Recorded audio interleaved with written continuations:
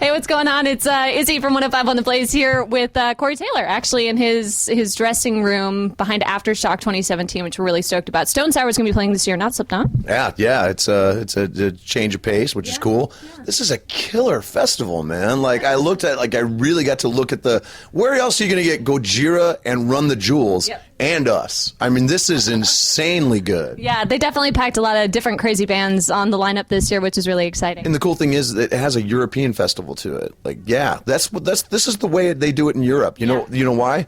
Because they understand music. Sorry. I'm just saying. No, it's cool. I saw a lot of European bands here, too, while I was in the media tent, which is super awesome. I love the eclecticness, if that's a word, of Aftershock. They usually tend to throw bands in. Eclecticity? Yeah, there you go. I don't know. I just pulled that literally out of my ass. I cannot take credit for that. Now, I want to say congratulations about Hydrograd being released earlier this year for Stone Sour. Great album. One thing I'm curious about is, considering how vocal people and fans can be, especially on social media nowadays, how much more difficult is it writing an album in terms of pressure-wise because you're afraid that people are going to talk shit about it on Facebook? Oh, I don't give a shit about that. People, like, seriously, like, if I had worried about that, I think my music would have changed a long time ago.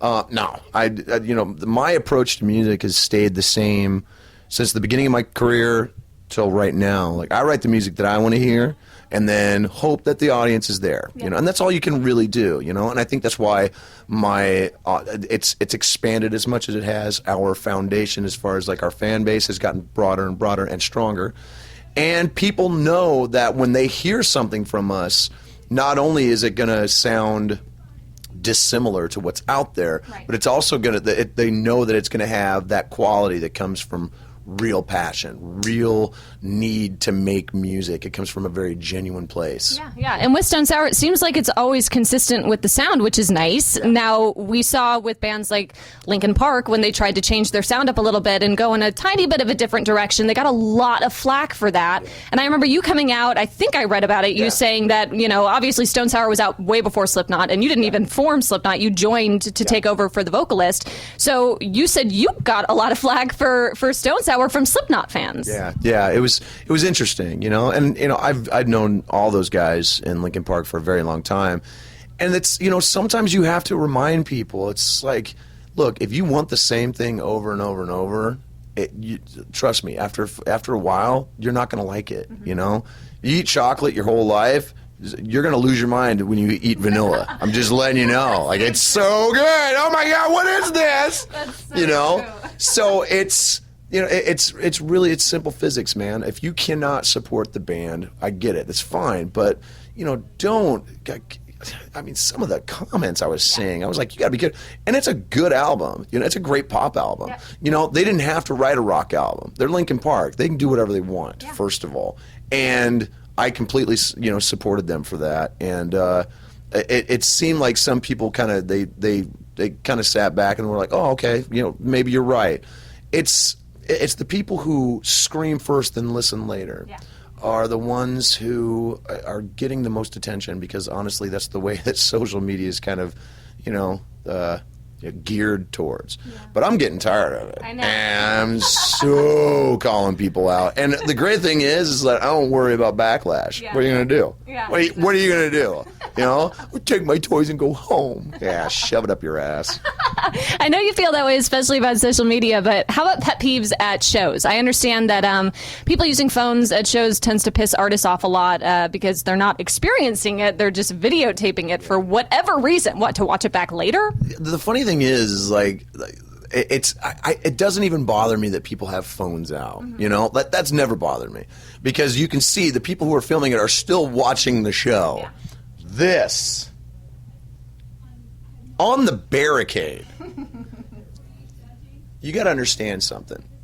When my temper comes up, it's not an ego thing. It's coming from a space of, we've been on the road for a very long time. Some of us have been away from our families for a very long time.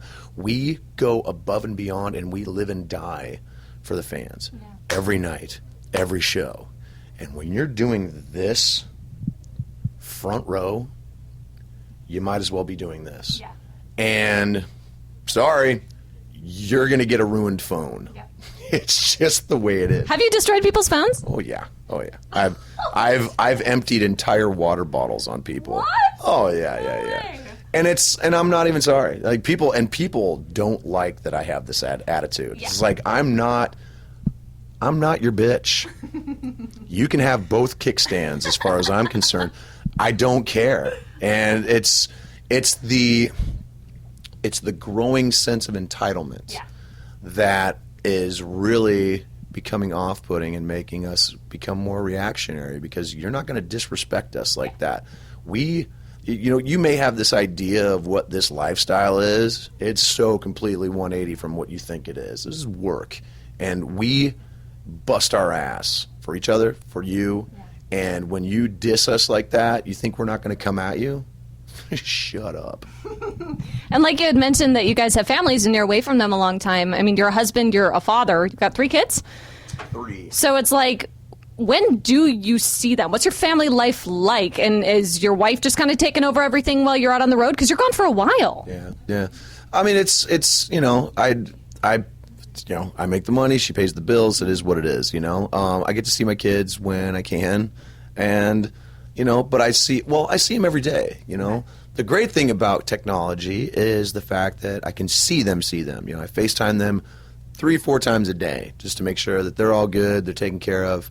They know that Dad misses them. Yeah. It's important, It's even though you're not there, you have that presence, that they need to know that you're thinking about them. So that's what I do, My 2 oldest are, they're like, oh, whatever, it's Dad. But my little one, she needs that. She needs to know that Dad's just working. I'm not away. I'm just working. So it's good. Are any of your kids interested in music at all? Yeah. My son is a really good singer and is actually starting to teach himself everything else. Now, this is coming from a kid who wouldn't let me for years, try to teach him guitar, try to teach him drums. Just didn't want to do it. Now he's teaching himself. I'm like, you little jerk. You know what? But he, on the Korn tour, he came out. He was on the road with me for a while, and he came out and sang song number 3 with me. There's video of it on YouTube. Yeah, wow. And handled it. That's I was so I was so stoked and so proud. That it's like you just never know pride until you see that, And of course, social media being what it is. Yeah. People came out as like, I'm like, oh, fuck you. Fuck you and everyone who sounds like you, Crazy. Get over yourselves. And that's the problem. People need to get over themselves. Yeah, so trust me, my next book is going to piss you all off. I can't wait. Now, when it comes to, since you know how harsh the music industry can be, if your son does decide he wants to start a band, are you going to give him a big warning of, hey, you need to have thick skin in this industry, or are you just kind of going to let him do what he does and hope he figures it out? Decide. Shit, he already has. Yeah. He's already got a band. Yeah, I mean, he's seen the other side, and I've talked to him about it. And not only the toughness that goes on in the industry, but also of being my son. Yeah. There's I told him, I was like, you need to prepare yourself for the fact that not only are you gonna have to work twice as hard because you're my boy, but people are gonna compare you to me. Exactly. And if it's still worth it, I absolutely support you 100%. I'm not gonna pay for anything because you got to earn it. Right. But at the same time, I'll help you do whatever I can. Yeah. And you can ask me any question. You can play any song for me and see what I think. And it's been good, man. It's been really, really cool to see him growing into that, man. Watching him teach himself guitar, because I taught him a handful of chords, and now he's just kind of taking it on his own, man. It's pretty rad. That's awesome. Now, one last thing I want to get your opinion on, just because as a female in the rock world, who when you go to shows, obviously rock goes hand in hand with crowd surfing. One of the things that I feel like is becoming really apparent nowadays, and I don't know why, I feel like this wasn't a problem before, groping while people are crowd surfing. I feel like you can at least get some kind of feeling out there as to why that's not cool. What are your thoughts on stuff like that? People taking advantage? Oh, it's completely not cool.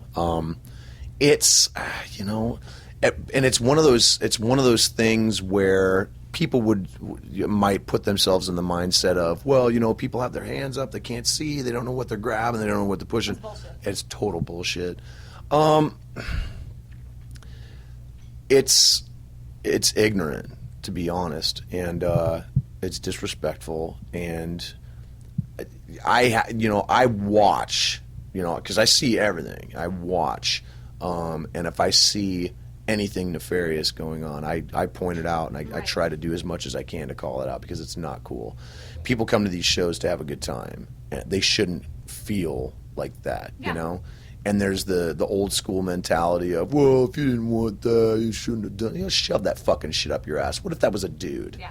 What if that was you? You know? That misogynistic shit can go right away. Yeah. Shows are supposed to be a safe space, and especially when it comes to people feeling like they don't want to do it now because they're afraid that could happen, that sucks. Yeah, it totally does. And so I'm trying to encourage the fans and everyone to help me look out for everybody, you know, for the female fans, for everybody. I mean, because it happens to guys too, man. It gets weird. The last time I jumped out, 4 people grabbed my junk, and I mean, like, grabbed it, and I was like, well, there goes that. Yeah, so it's difficult, man. It's not just, it's everybody. It can happen to everybody. So I implore you, look out for each other. You know, if you see shit like that going on, say something, do something about it, because it's not cool. This is supposed to be a good time. It's supposed to be a party. It's supposed to be, this is where we celebrate this. You want to know why shit's going away? It's because of fucking horrible shit like that. Yeah. Look out for each other. Thanks, dude. I really appreciate that. That's awesome. And sorry that happens to you. I understand completely. It happens to dudes too all the time. But yeah, that sucks. I can empathize as much as I can. I have no idea what it's like to be a woman. Mm-hmm. So for me, all I can do is try to pass that on, you know, so I appreciate it. It's all good. Yeah, thanks, dude. I appreciate your time, and best of luck on the rest of your tour. Totally. I will do my best.